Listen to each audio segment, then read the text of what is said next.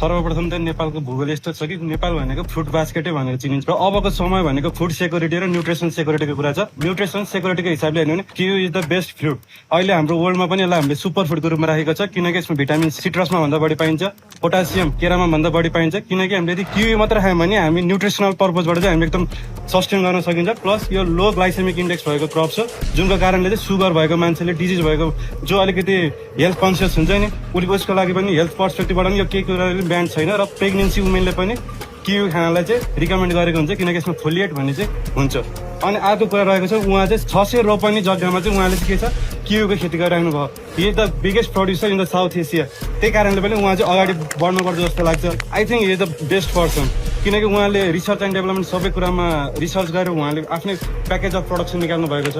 कुन बेलामा चाहिँ केमिकल फर्टिलाइजर राख्ने, कुन बेलामा प्रुनिङ गर्ने, कुन बेलामा पोलिनेसन गर्ने, यो सबै उहाँले टेक्निकलले चाहिँ आफ्नो प्याकेज अफ प्रोडक्सन डेभलप गरिसक्नु भएको छ। Raw Revolutionary Agriculture War समृद्धिका लागि नयाँ दृष्टि।